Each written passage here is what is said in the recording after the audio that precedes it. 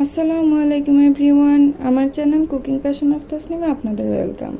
আমরা আচার খুবই পছন্দ করি, আর এখন যেহেতু আমের সিজন চলছে, তাই আমি আজকে আপনাদের জন্য নিয়ে এলাম আমের টক আচার রেসিপি।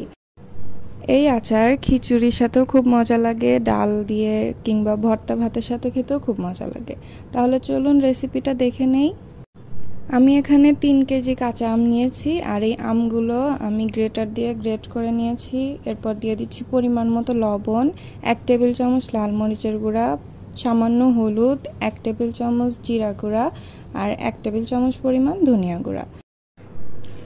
এরপর দিচ্ছি প্রায় 1 কাপ পরিমাণ সরিষার তেল। এবার সব কিছু হাত দিয়ে ভালোভাবে মাখিয়ে নিব।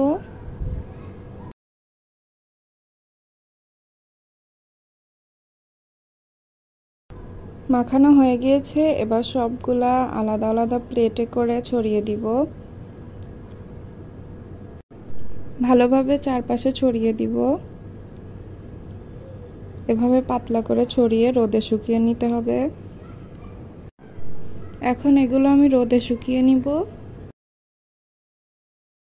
উপরে একটা পাতলা কাপড় বিছিয়ে দিচ্ছি যাতে ময়লা না পড়ে।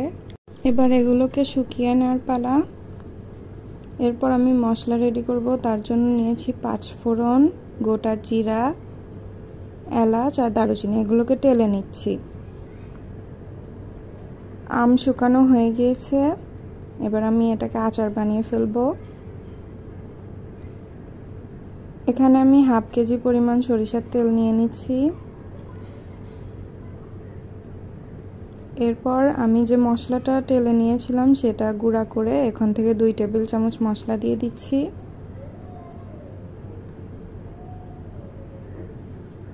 মশলাটা সামান্য কষিয়ে নিয়ে দিয়ে দিচ্ছি শুকনা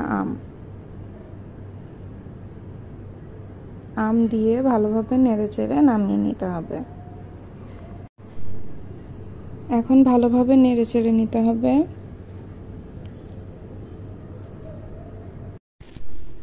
আচার তৈরি হয়ে গিয়েছে, এখন এটাকে কাচের বয়ামে রাখবো।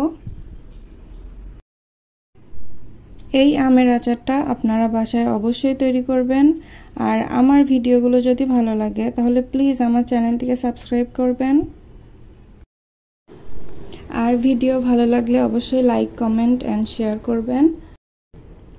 তো আজকের মতো এখানেই শেষ করছি। ইনশাল্লাহ নেক্সট ভিডিওতে আবারও নতুন কোনো রেসিপি নিয়ে আসবো। সবাই ভালো থাকবেন। আল্লাহ হাফেজ।